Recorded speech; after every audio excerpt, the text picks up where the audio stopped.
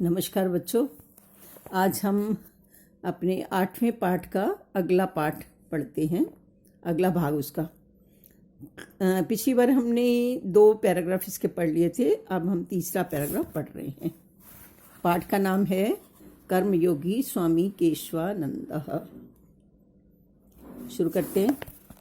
तदनंतरम एकलो अपि सन् असार संसार दुख दावानल द्वितीयः क्षुत्पिपासार्दितः बीर्मा उत्तरस्यां दिशि अज्ञाते पथि अहिंडमानः पंजाबे फिरोजपुरम प्राप्तः।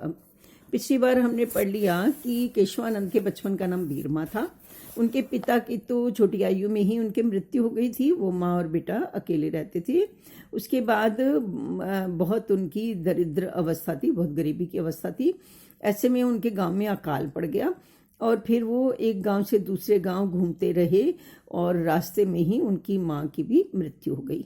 तो 16 वर्ष के वो आयु थी उनकी और वो पूरे संसार में अकेले रह गए। इसी बात को आगे बता रहे हैं। तदनंतरम उसके बाद एकलो अपि अकेले भी सन होते हुए असार संसार दुख दावानल द्वितीय। असार संसार दुख रूपी दावानल द्वितीय दूसरा। क्षुत पिपासा अर्दितः। क्षुत मतलब भूख, पिपासा मतलब प्यास। भूख प्यास से अर्दितः पीड़ित। बीरमा उत्तरस्याम उत्तर दिशि दिशा में अज्ञाते पथि अज्ञात मार्ग पर अहिंडमानः घूमते हुए पंजाबे पंजाब में फिरोजपुरम फिरोजपुर प्राप्तः पहुंच गए।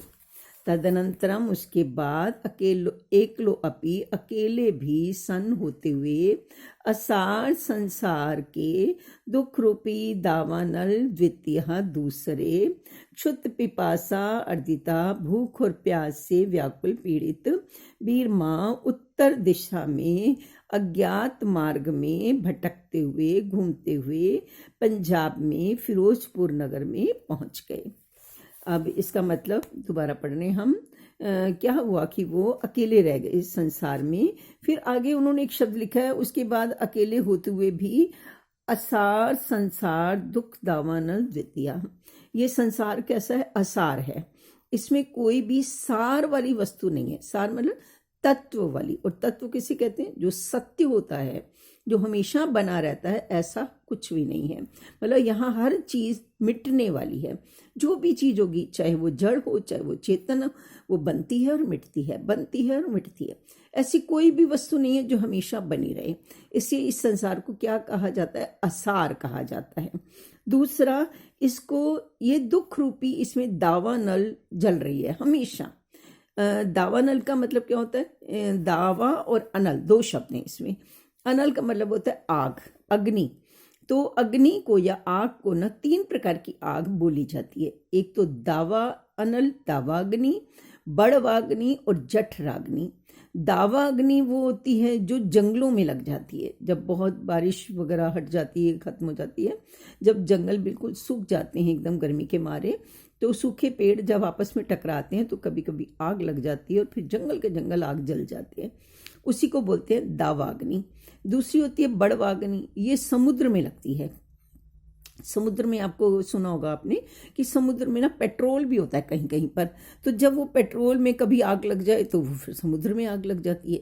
और तीसरी होती है जठराग्नि, जो हमारे पेट में लगती है। आप सब साइंस पढ़ते हो, जानते हो हमारे अंदर आग होती है। तो जो हमारे पेट में आग लगती है वो होती है जठराग्नि।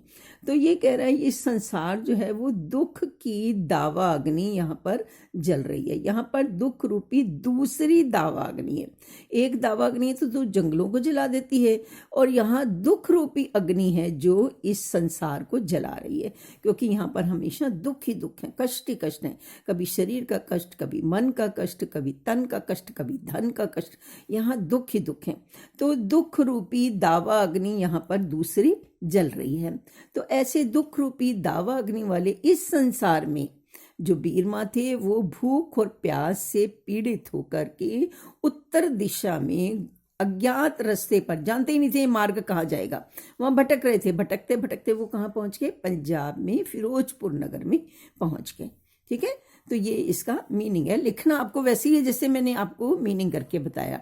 आप मैं एक बार और लाइन बोल देती हूँ। उसके बाद एकलो अपि सन, अकेले होते हुए भी असार संसार में दूसरे दुख रूपी दावानल के समान भूख प्यास से व्याकुल होकर वीर माँ उत्तर दिशा में अज्ञात मार्ग पर भटकते हुए पंजाब में फिरोजपुर नगर में पहुंच गए। तत्र वहां केनपि किसी भी कृपालुना दयालु व्यक्ति के द्वारा आर्य समाज के अनाथालय में प्रवेश करवा दिया। उनका प्रवेश करवा दिए जाने पर अयम वीरमा, इस वीरमा ने रोटिकाया, रोटी का, अक्षर ज्ञान से चा, और अक्षर ज्ञान का, युगपत दोनों का, दर्शनम दर्शन, इदम इन्होंने प्रथमतया पहली बार अकरोत किया। अब क्या हुआ, वहां पर किसी कृपालु दयालु व्यक्ति ने उन्हें आर्य समाज के किसमें अनाथालय में भर्ती करवा दिया, प्रवेश करवा दिया। वहां पर उन्होंने पहली बार रोटी को देखा। रोटी का दर्शन उनको पहली बार हुआ, क्योंकि इतने टाइम से तो उन्होंने खाना खाया ही नहीं था। मैंने बताया ना आपको, क्योंकि अकाल पड़ गया था। तो ऊपर लिखा है कि वहां पर लोग क्या खाते थे, घास खाते थे, बहरूट नामक घास खाते थे, और किसी पेड़ की वो छाल खाया करते थे। रोटी तो उनको मिलती ही नहीं थी। तो ऐसे रोटी का उन्होंने पहली बार वहां दर्शन किया, और पहली बार उनको अक्षर ज्ञान हुआ। अक्षर ज्ञान जानते हो ना, ABCD या क ख ग जो हम पढ़ते हैं, इसको अक्षर बोलते हैं। तो ये अक्षर ज्ञान भी उनको पहली बार हुआ 16 वर्ष की आयु में, जब उनको किसी दयालु व्यक्ति ने अनाथालय में भर्ती करवा दिया। लाइन फिर से बोल देते हैं।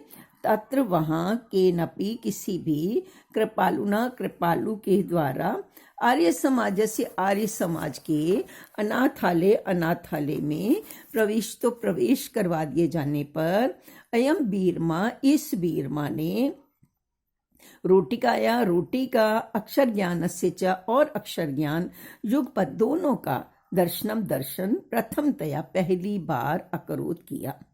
अयम एव, ये ही, एकस्य एक, पशु चारकस्य, पहले वो क्या करते थे, पशु चराया करते थे। जब उनकी माँ थी ना उनके साथ, तो बहुत गरीब थे। उनकी माँ तो लोगों के घरों में काम करती थी, और वो माँ की सहायता करने के लिए पशु चराया करते थे। तो ये फिर से देखो, अयम ये ही एक पशु चारकस्य, पशु चराने वाले की, महापुरुषम प्रति, महापुरुष के प्रति, यात्रा का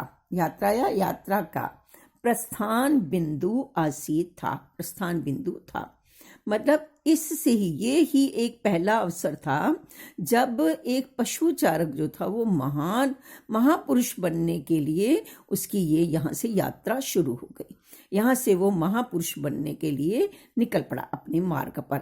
यही इसमें कह रहा है, अयम एव, ये ही एकस्य एक, पशु चारकस्य, पशु चराने वाले की, महापुरुषत्वम प्रति, महापुरुष बनने के प्रति, यात्रा का प्रस्थान बिंदु आसीत था।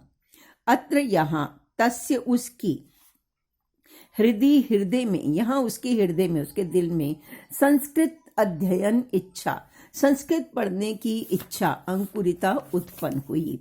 अत्र यहाँ, तस्य उनके, हृदय में, संस्कृत अध्ययन इच्छा, संस्कृत पढ़ने की इच्छा, अंकुरिता उत्पन्न हुई। अंकुरित हुई मतलब उत्पन्न हुई। फिर क्या हुआ जी, जिज्ञासिते सती, जिज्ञासा करने पर, जब उनके मन में इच्छा हुई तो उनके मन में जिज्ञासा हुई कि मैं कैसे पढ़ूं। तो जिज्ञासा होने पर, कथितम कहे जाने पर, यत की